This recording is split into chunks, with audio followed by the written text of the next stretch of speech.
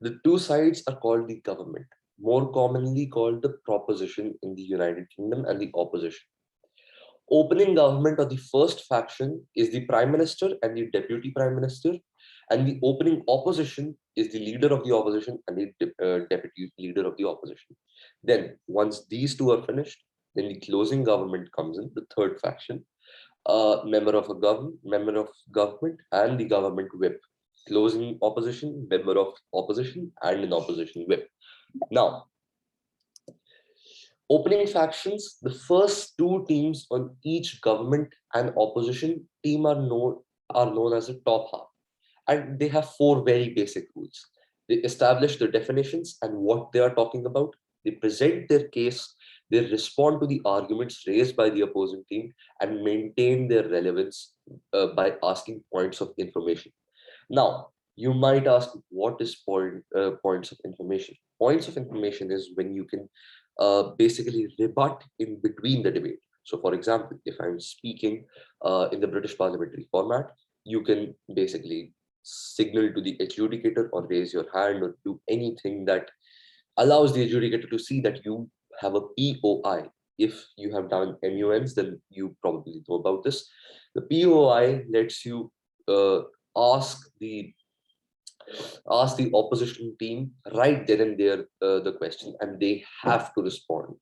I have seen many a times that few formats change this a bit, that you can ask as many POIs as they want, and they have to respond to two or more. This happens very commonly, but in the real British parliamentary format, they need to answer to every POI.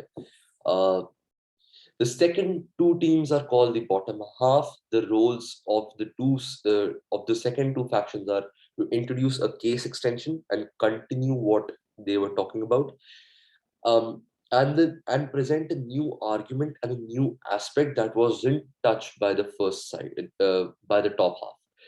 Then once again establish and maintain their relevance, respond to the arguments, and respond to the case extension of the opposing second faction. Now, what the top half was doing, they were just presenting their case and responding to the arguments. The second half also responds to their argument or their debate. So the first half cannot do that, but the bottom half can do that. Now, the link, all right, so one of the things that you may not have understood is the opposition whip, because a lot of people ask me, what is the opposition whip or the government whip?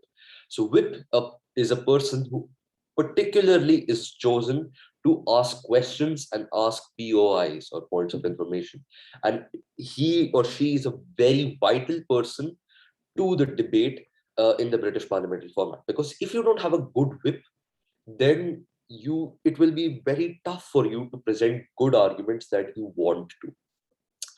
So a good opposition whip or a government whip, what he does is he's trying to uh, break their arguments. So think of this like this: you have two people or two teams trying to build the same building. Now, one has a different approach and the other has a different approach. Now, the whip is the person who goes to the other building and tries to break the foundation so that the building collapses and his building still stays up. That is how the whip functions. They try to break the foundations of the opposing argument, and they work off of that. So now coming to the Lincoln Douglas format. This is a great format. I really like this one. This was created by Abraham Lincoln and Douglas when they were in the presidential race.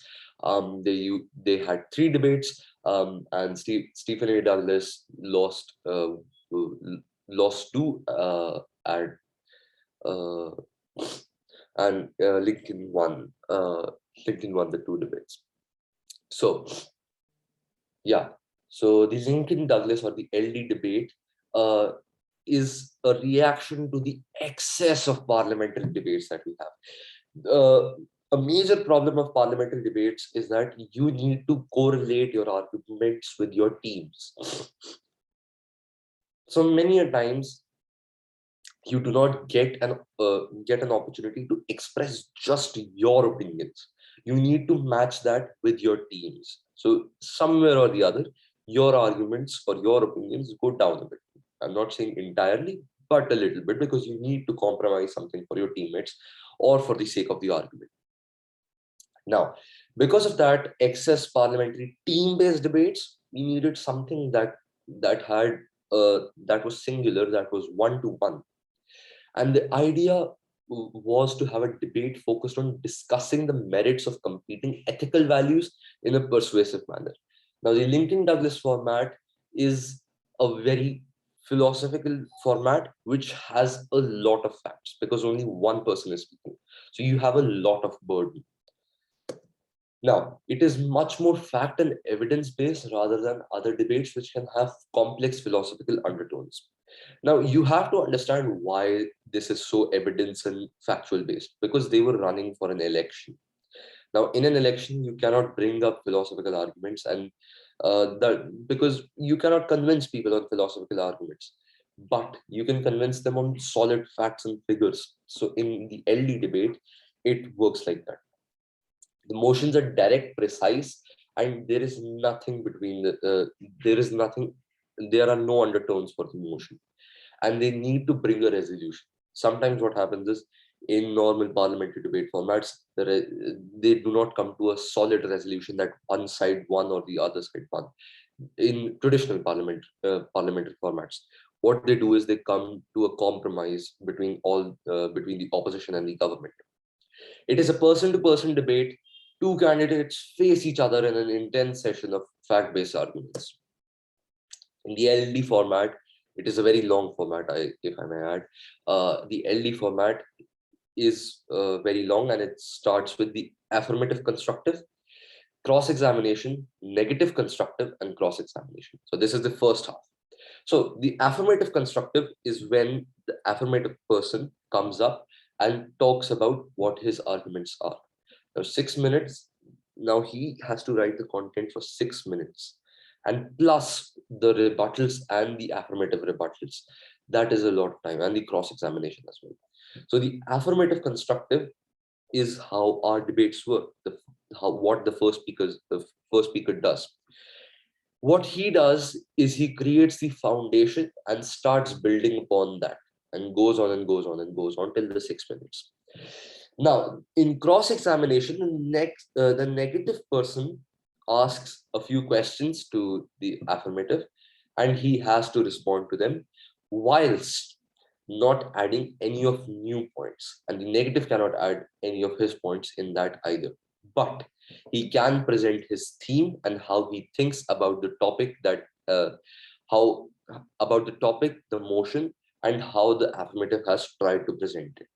Then negative constructive comes in. Now, negative constructive is when the negative speaker is done with his cross examination. He comes up and he says, and he talks about his foundations and how his argument is formed and how it starts, and it goes on and it goes on till 7 minutes. Now, you may ask, why the 1 minute extra? The 1 minute extra is to fit everything that the affirmative may have said in their cross examination and use that against them in the negative constructive. Now, the cross examination of affirmative happens. The affirmative comes in and does the same thing and asks the question to the negative. Then we take a small break. They both come in, and the first affirmative rebuttal starts. So the first affirmative rebuttal starts. The affirmative starts speaking about what he thought was wrong in the negative's constructive and the answers that he gave. Then the negative rebuttal comes in, and he talks about why this happened and what happened. And the negative only gets one rebuttal, while the affirmative gets two rebuttals, so that he can rebut to the rebuttals. It is a very inception-based debate, and all of this is done by two people, which is a very laborious task. If you ask me, it is a very tiring format of debate, but it is truly worth it. If you ever get a shot, try this debate out, because you can flesh out your arguments to an extent which no other debate format allows you to. Total of 13 minutes per speaker, total of 6 minutes for cross-examination, total 40 minutes per round, if you think about it. And that is just two people arguing with each other. If you have ever seen the US presidential debates, it's the LD format, and that's how they work. Uh, the first affirmative, constructive speech, good intro with attention getting device. That states the resolution, defines the terms, first of all, right off the bat, and gives affirmative value, criterion, and contentions with reasons and evidence. That is important. You need to keep reasons and evidence and give your argument value, that it is not that it has some worth and being to it, and why it is being presented right now. And the cross examination happens.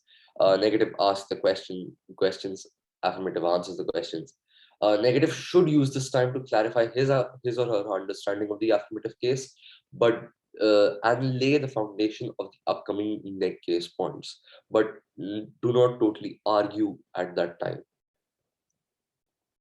First affirmative rebuttal refutes the negatives attacks on the affirmative case and attacks the negatives case. Points out how the negative case is not strong as the affirmative case. That is basically what the third speakers in the WSC format do, or the government whip or the opposition whip does in the British parliamentary format. Then the negative rebuttal, he once again rebuts with all of the points that they had done. Now you may ask, what is summarizes with voters? Now summarizes voters basically, in the Lincoln Douglas times, they used to have the votes, and they could use the votes against each other if one was leaning toward if the votes were leaning towards one of the candidates. And the second last affirmative rebuttal once again refuses the negative attacks, attacks the neg's arguments, points how affirmative upheld their burden of proof, that they proved the point, and points out how the case is better, and once again summarizes with the voters, and that is how the LD format ends. So basically, it is the job of three speakers done by one person over a span of 40 minutes. Now, the German parliamentary format. Three students on each after neg. This is a very fun format. This is fairly common in Germany and a few other EU countries. Uh, 5 minutes to each. 5 minutes to speak to each student. Uh, Now, internet usage is generally not allowed, but since the pandemic, many tournaments have started using internet. But it depends on tournament to tournament what you're competing in. The audience or the adjudicator has a cross questioning round with the team and its members after the debate. Audience / the adjudicator questioning round goes for around 3 to 5 minutes, and it is compulsory to ask the question asked. Now, this is the thing. The not only the adjudicator is judging the or asking the questions to the debaters, the audience also asks the question. That is what makes it so interactive, and the audience can now in 3 to 5 minutes, as many questions as the audience can fit in, those are answered. And sometimes it gets a little bit chaotic, but it works very well because the people are connected with the debaters, or in a realistic format, they're connected with the people that are going to make changes for them, aka the lawmakers. People generally prefer this format as this shows the truest form of democracy, as the government is directly answerable to the people right then and there. And that's it. Thank you so much. It was a great session. I really enjoyed it. If you have any questions, please go ahead. I'll be happy to take them.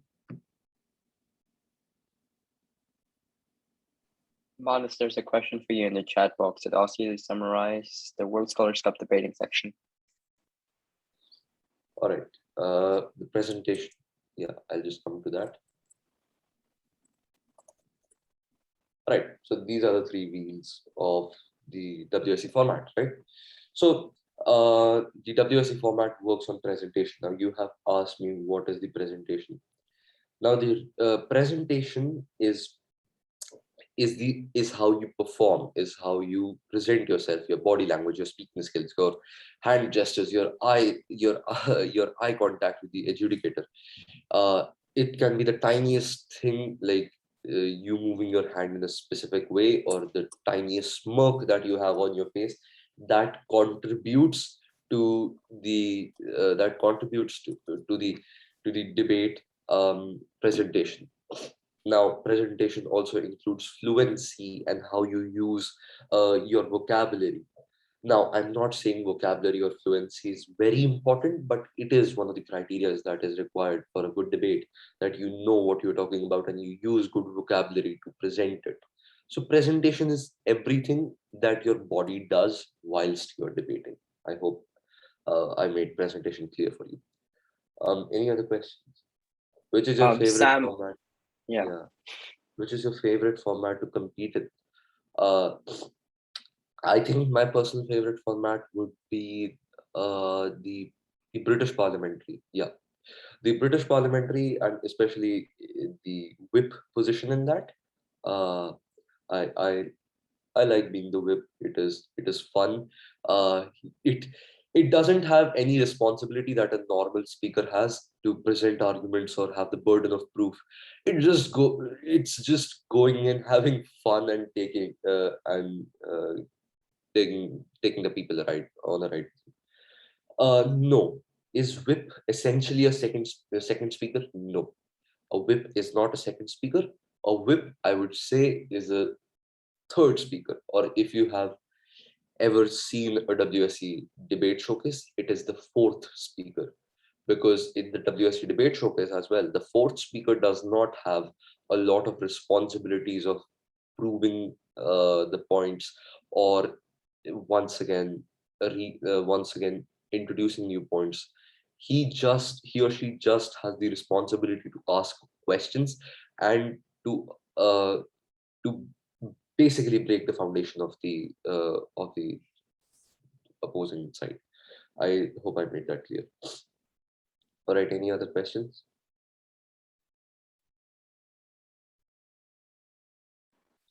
Last chance. Otherwise, we move on to the next speaker. If there are any other questions.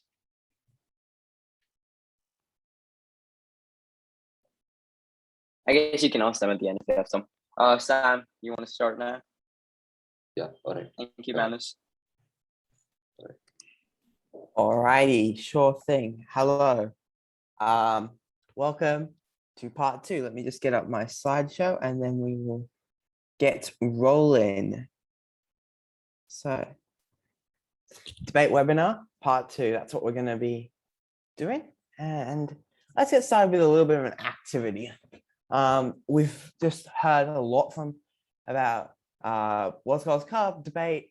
So let's kind of put a little bit of things in practice with a little bit of a hat debate, halftime hat debate. That's what we're going to do. So how does a hat debate work? So basically, there'll be a motion, and you've got to argue as a group for either the affirmative or the negative.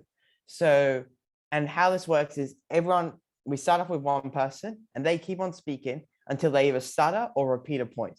And then the person who calls them out on that, so on Zoom, just unmute and say stutter or repeat. The person who calls them out on that then takes over the speaking. And we do that until we hit 1 minute. And the person who is speaking when we hit 1 minute is the winner. I hope that makes sense to everyone. If anyone's confused, let's just put it in the chat. And then we will get right into this. Also, who wants to volunteer as first speaker of what do you call it? First speaker in the hat debate. So anyone want any volunteers?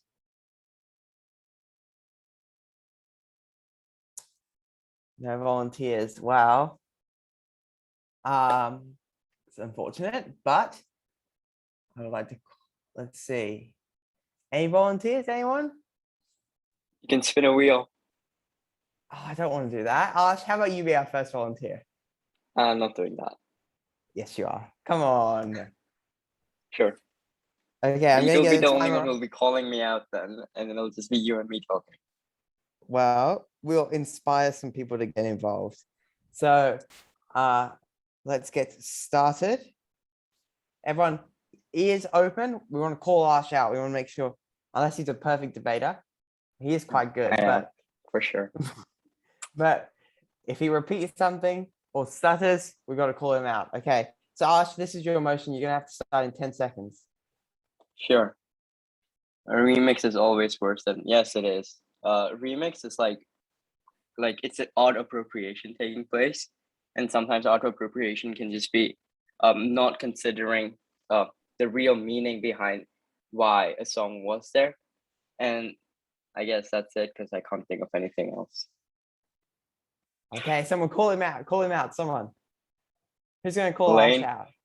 Manus, Sam. Okay, Ash, I call you out.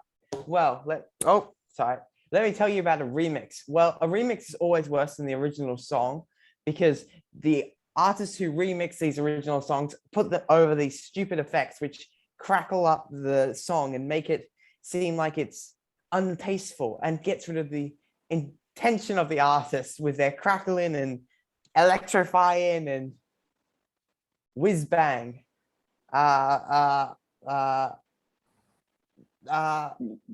Guys, someone call him out. Stutter. Stutter. Who called me out? Okay, it's your turn. Oh, I didn't realize I had to speak. I thought I just could call you out. Wait, there should be a debate between the hosts, don't you think so? That would be interesting since you guys are experienced debaters. This is about getting everyone involved. Come on, take a shot. Just go for it, no problem. We've only got 20 seconds to go, so all you've got to do is talk for 20 seconds. You can do this. Okay, I guess a remix is always worse than the original song because the remix artist probably doesn't fully understand the intention that the original artist put into the song, so he could just take that away, and he probably, there are also other parts of the song that probably go into the intention, such as the instruments. Time. Nice work. You've got it. Okay. Thanks. So we're gonna But jump better onto than the us. next. Yes. We're gonna jump onto the next motion, but before we do we have any volunteers? Okay. We do not have any volunteers.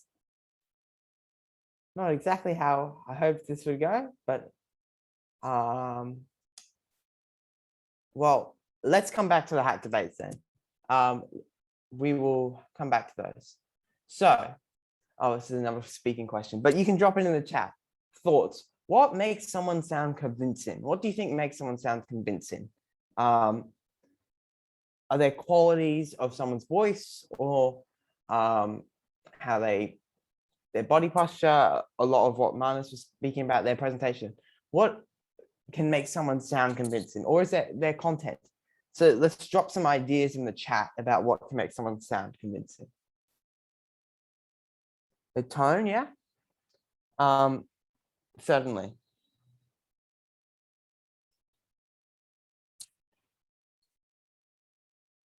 Confidence, yeah, confidence, fluency, eye contact, yeah, body language, gestures, yeah. So that's right. And all those things, right? None of them require you to do any preparation. So really, a lot of it is just a lot of World Scholars Cup debate, right? Because you've only got that 15 minutes and you've got to go all out in that 15 minutes. You're not going to be able to study the whole encyclopedia. That's a massive thing to study, but you're going to be able to get snippets. And with that, you've somehow got to turn it into a confident pitch to the judges in a way that you should win this. And these are all great points for how you can do that without actually needing the content. So you can use a suitable tone. You've got obviously just simple confidence. If you've done it 500 times, you practice this after school every Wednesday or whatever, when your debate club, World Scholars Cup meets, you'll get confident in speaking and you will build that up. Your fluency, that's another thing. It's all about practice. Just getting words rolling off the tongue and speaking, that will really get you a long way. Your eye contact, yeah. I currently am not making much eye contact with the camera because I have like a monitor up there, but your eye contact, that will help people get convinced by you and trust you. And that links in with body language, yeah.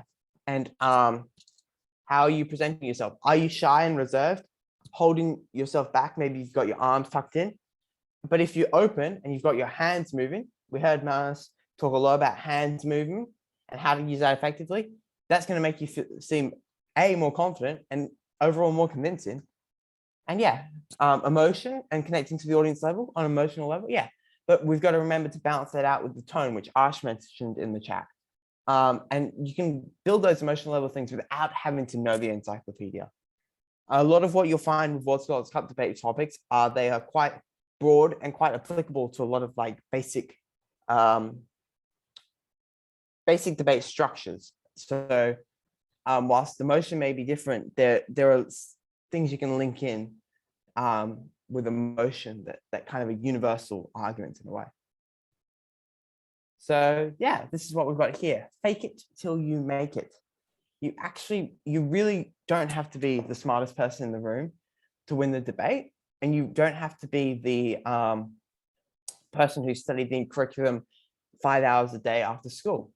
What you've just got to have is a bit of self-confidence in yourself. Having practiced it after school for an hour, you can get miles ahead of the person who's just stuck reading a book, because the book's not going to win you the debate, especially in World Scholars Cup. And if you sound confident, especially in the junior level, that's especially true. The judge is just going to be like, yeah, damn, they're sounding good. Like, sure, you can't be saying absolute nonsense, but it gets you a long way just simply having a lot of confidence in yourself. But there is also important things with content, and that's what I want to touch on now.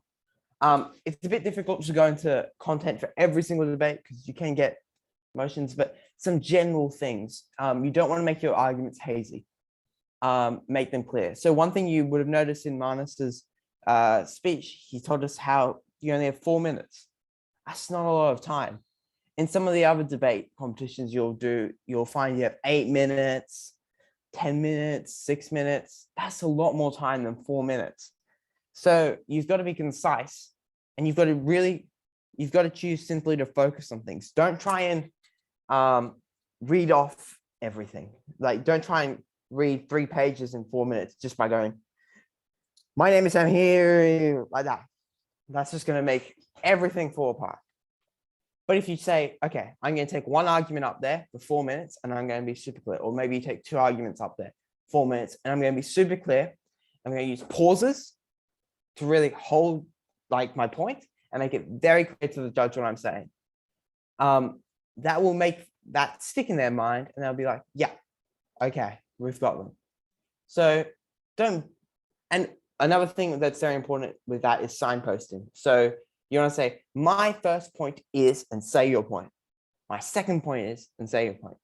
Don't like make everything a continuous thing, because remember, you're speaking, so it can be a bit hard to distinguish. You don't have a nice slideshow, you don't have graphics to help you do that. So it can be a bit difficult to distinguish between arguments. So you want to signpost them and make it very clear for the judge, because when they're writing down notes, I'm not sure if I have a notebook, but when you do adjudication, you write down notes and you write down headers of the point, and then you link that up with other points and rebuttals.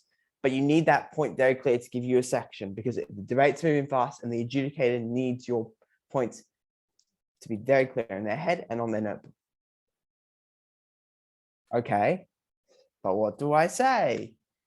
That's a very fair question.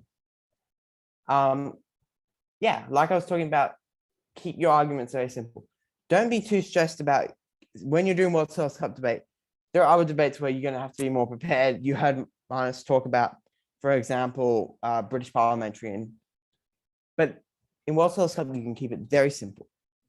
And you can take very simple points. They're just That just makes sense, basically, to the adjudicators. Because a lot of the time, your adjudicators aren't world-class debaters who've gone to the national team or whatever. The teachers who are just volunteering to help out, sometimes so they get reduced fees and stuff. So keep it simple. Make sure to say what your team wants you to say, because you're a team and your team needs to make sense. Because if you say something that your team doesn't want you to say, for example, let's say you are debating about sugary drinks. Here's a 7-Up can. And you're debating that you want to impose a sugar tax.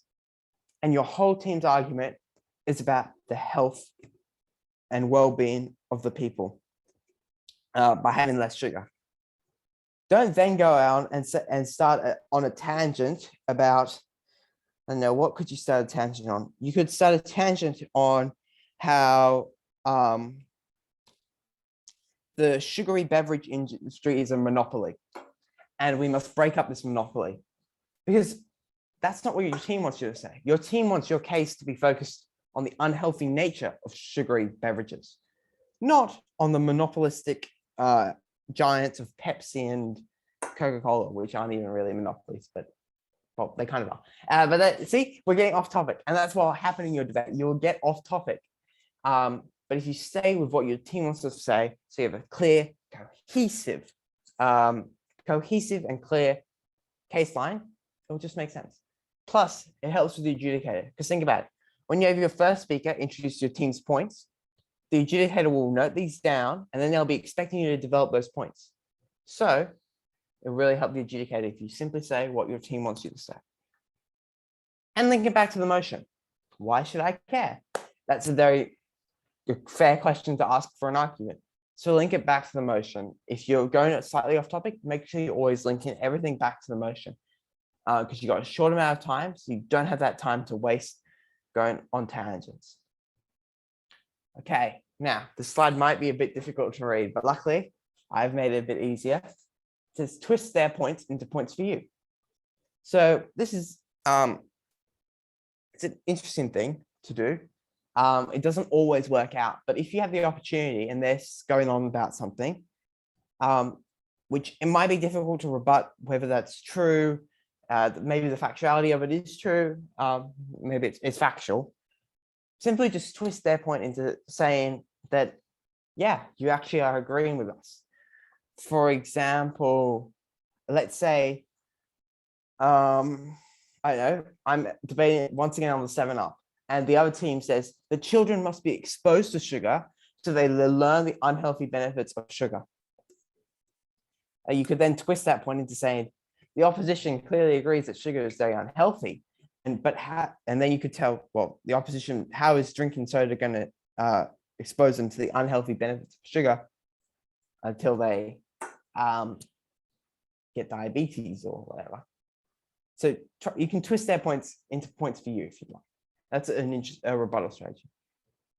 And again, on rebuttals, don't worry about rebutting the minor details. Admittedly, this can be something that I fall into a lot, but the major points, for example, once again on the sugary drink, the opposition might claim that 7-Up has 6 billion sales when it's actually Coca-Cola who has 6 billion sales or whatever. Don't worry about rebutting that, because whether you win that rebuttal, it doesn't really matter, because their point will still stand. So focus on their major points and the header and what they're actually trying to say there. Don't focus on every little factual detail they try and give. Rebut the main point. But I admit that is something that I fall into quite a lot. So, and it can get really annoying, especially when it's not something like 7-Up cans. It's like they don't know how a democracy works or how a voting system works. It's really annoying. Sometimes you do have to rebut them, but if it's not relevant to their main point, just let it slide, because you're going to get caught up in a messy debate over it otherwise. Okay, we're going to try this again. We've got about 7 minutes, I think. So we're going to try this again, a cool down hat debate. Now, I do not want to have to call Ash again. He doesn't like debating, I think, but Yes, I don't like debating. yeah, fair Very enough. annoying. But would anyone like to volunteer for a bit of a cool down hat debate? I guess I'll volunteer. Awesome. Okay. I will get the timer going, and everyone get ready to call them out. So I'm gonna skip the first one because we've already done it. So let's go. No, a monarchy is not an acceptable form of government because you're leaving all of the power and control over thousands, hundreds of thousands, and maybe millions of people to only one person. And obviously, if you leave it to one person, there may be some biased decisions, and there's also the possibility that they could be corrupt. So they may be making decisions for their own benefit. And sometimes these monarchs don't have the practical expertise to know how to run a nation properly. And they sometimes monarchs tend to be narcissistic, as we tend to be narcissistic, and I feel like they don't have the they don't have the basically it should be a whole team of individuals like in a democracy. Oh, You've it's got it. yeah. Ash has said someone should call you out, but no one called you out. So you've got it. Nice work. All right. So Thanks.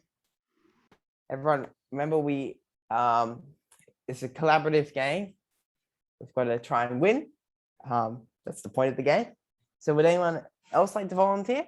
Otherwise, I think we will go to questions.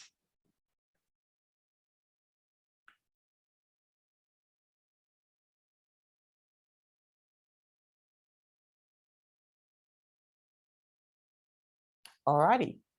Then I think we'll go to questions. If anyone's got any questions, feel free to drop them in the chat, and Ash will help us read them out. Thanks, Ash. No problem, Sam. Like reading is so hard. I've always struggled with it, so. All right. Anyone If there got are any questions from Manus as well, Sam will be able to answer that. Yes, we will. We'll share the recordings of the webinar. Oh, sorry, I'm not meant to read the questions. I'm sorry, Ash.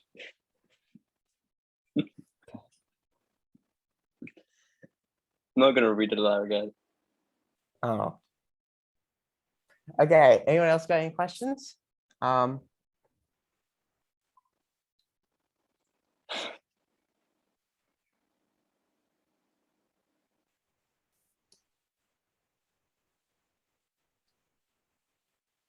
guess that's that then. Cool. Well, Uh, Ash, you take it away. just say thank you for showing up. We'll share the recording soon, and that's it. Thank you. Wait, I just want to say something. Thank you for hosting this webinar because it really cleared my concepts about debating. I think I'll become a better debater now. So thank you. Awesome. I'm so glad to hear. Yeah, I agree too. Like, I learned a bunch And of it would things be about other great. styles of debates also. So like that was some good information to have just in case. So thanks for this. Awesome. Good luck. I know World's Last Cup's returning, so good luck everyone on whatever you end up doing at World's Cup. Elaine has posted a link in the Zoom chat, and it would be great if you could give us some feedback. Thank you.